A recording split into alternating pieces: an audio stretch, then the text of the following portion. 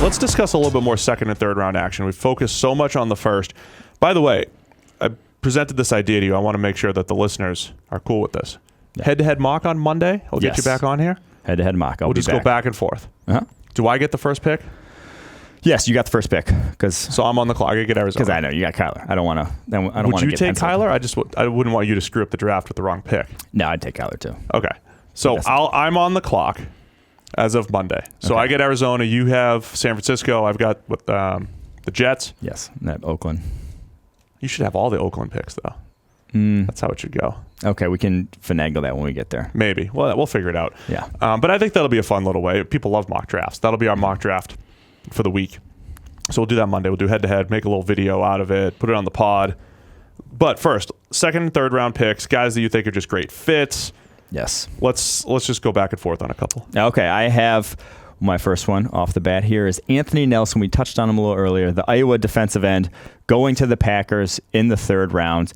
Need someone to fill that role that they wanted Muhammad Wilkerson to fill, the defensive end across from Mike Daniels, get that 3 down front because they got the edge secured now. I think Anthony Nelson, what he can do, perfect 5 technique, perfect, that sort of player, head up over an offensive tackle. Is that where you would play him? I know he's a monster edge. Yes. I think that's where his best reps came is when he can get his hands into an offensive lineman early and then work from there. So, Anthony Nelson, third round. I don't see a lot of early round hype on him. Didn't do too great at the Senior Bowl, but when I go back to the pass pro players, when he had real pass rushing reps, because a lot of times at Iowa it was run reads. He can't just attack the quarterback.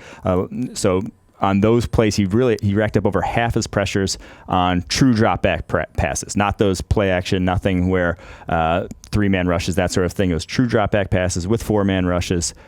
Over half his pressure came on that. So when he could really turn it up and go, he can attack the passer. So I think he can just add some more talent to that Green Bay Packers defensive interior where not a ton after Clark and Daniels. We're going to have him in with a second round grade, higher than I think most are because of I don't think scouts love power rushers all that much.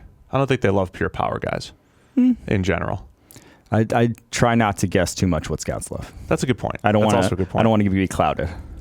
All right, so my perfect fit, or guy that I think would be a good fit for the Bills in the second round, Hakim Butler, the wide receiver from Iowa State. Now, people seem to be all over the place on Hakim Butler. Our friend Josh Norris thinks he's the best receiver in the class. Yeah. Poor man's DK? I mean, it's a nice consolation prize if DK is not sitting there at 9 for you. Is he better than DK? He's better at some things. Would it surprise you if he was better than DK Metcalf?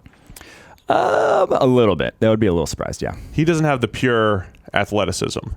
I mean, straight line speed. Straight line speed, I'll say, of DK Metcalf. That's going to scare defensive backs. That's really DK's size and straight line speed just give him such an advantage that mitigates the fact that he moves like Tom Brady laterally. But Butler has the contested catch skills, got some freakish after the catch plays like some other guys in this class.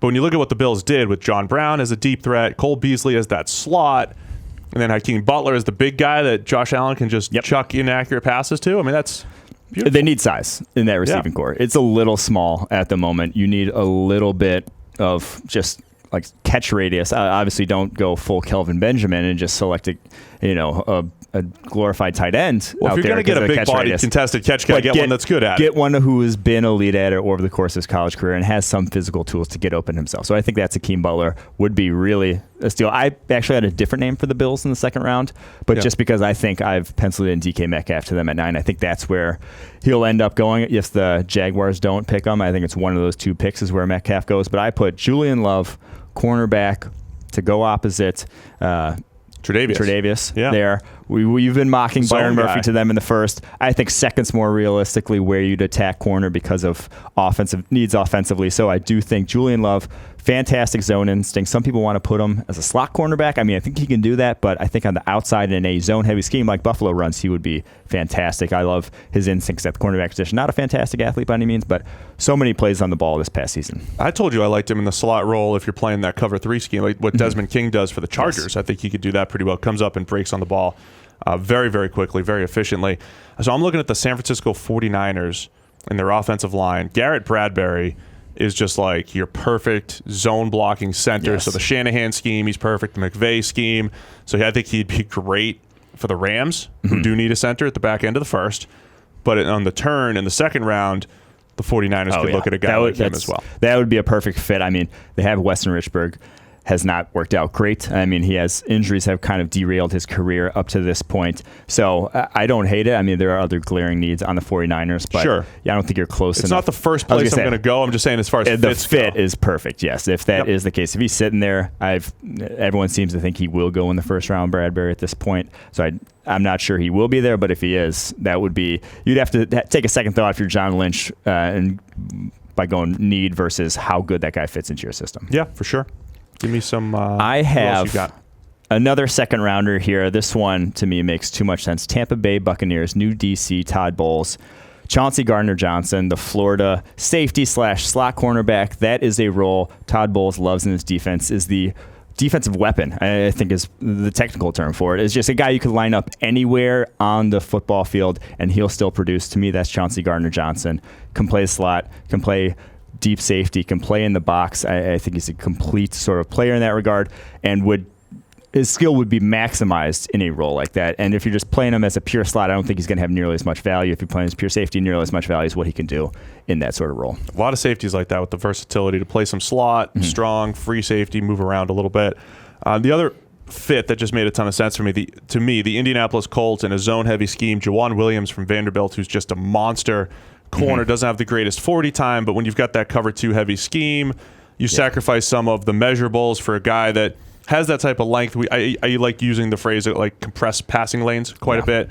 He has that ability to do that, especially when you're playing him up in the flat, can beat up receivers a little bit with his physicality. And he was still pretty raw in press. He had times where he'd just take guys completely out of the play, but he was still he got whooped other iffy. times. Yeah, he's still iffy in press, but his zone instincts were the most impressive. As you know, when you think bigger, longer corners, you think press man guys. He's no more of a zone sort of corner, and especially with that limited speed. So a scheme like Indy would fit that to a T. Be a good fit.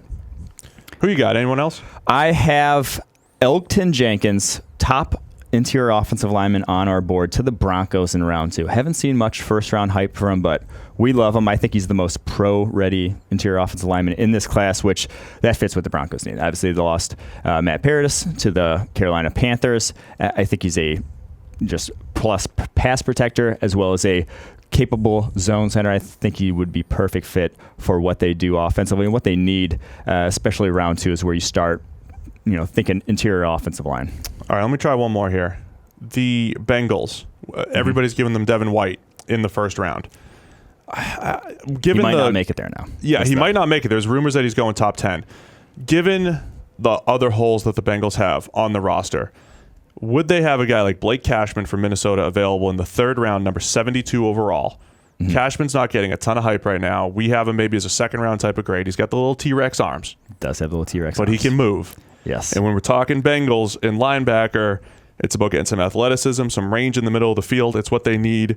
If you can secure that in the third round, and still have some pretty quality first and second round picks, I think that would be a steal and a great fit for what they need. Yeah, unfortunately, you're not going to be the one making that pick, as you're not the DC for the Bengals. I'm not. But that's what I do think that any athleticism. So I think, and you could go to the well multiple times there at linebacker. And if you do miss out on the Devin sweepstakes there in the first round, I think you can wait in this linebacker class. I think there will be good athletes. I think it's deep in terms of athletic linebackers. You can wait to round 3, round 4 to get some guys with some coverage ability that will be upgrades for your team. Because, well, to be honest, it can't get much worse. Yeah, the best, I'm looking at our horizontal board. We should probably print this out at some point, put it on the site and check it out. But it essentially shows the round value that we have on all these guys. And when you look at linebacker, we've got 2 guys that we expect to go that should go in the first, a couple in the second, and then there's just a tight range of 3rd to 5th rounders. Yeah. So that's where it's like, all right, if you miss out on the top 2, wait, get that next chunk of guys because there's not a big difference. And I think that position scarcity is an important part when you're evaluating the draft. Yeah, but I do really like Cashman. I mean, he ran a 4.5 something at the combine, a freak of nature athletically. It shows up on tape too as one of our highest graded linebackers in the country. So a lot to like from him. All right, do you have Besides one more? T-Rex arms. Besides the T-Rex arms. I have one more, and it's the New York Jets, who they need a receiver, but number 3 overall might be a little high to be reaching for someone like DK Metcalf. So all the way down in the third round to their next pick if they don't end up trading down in this draft. Reilly Ridley, I think, will be there after his poor testing numbers, but he's a great route runner. And he has in a class deep with bigger wide receivers. He is on the bigger end, but already sort of polished in route running. So I think he can come out the gate and produce. I don't really see much high-end upside potential in this game. I think he's, I don't want to say capped, but I think he's already who he's going to be. But that's an immediate impact guy. It's an immediate guy who that Sam Darnold can throw to next season instead of a lot of the guys that you're going to be picking in the third round who probably aren't going to be NFL ready. The route running thing, like his brother Calvin, who went into the league last year, you don't need the shiftiness in and out of breaks if you're moving the corner the way you need to. Yes. And we saw Calvin do it with, an inside release, move a guy so that you could break out. Outside release so you could break in. The nuanced route running that the Ridleys have helps them a little bit with, it's like to offset the testing. It's like almost the Bosa's, where they are kind of similar. Yeah, you don't want to They're not exactly call every brother the same. But there if is they're the same, a trait that they share. If Riley's not near the athlete in terms of speed, but he has some of the same traits.